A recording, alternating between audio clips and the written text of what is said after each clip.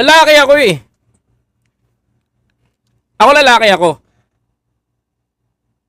Lagay tayo sa posisyon na kung sakaling anak ko yung nandoon na nagsasalita. Ano yung pakiramdam ng isang Pilipino? Is this the Vice President, mga kababayan ko? Parang hindi ikaw si Sarah. For example, anak ko, yung nagsasalita na inabuso di umano ni Quiboloy, ano ang gagawin mo? Nakatakip yung mukha, nakatakip yung ito. Ina.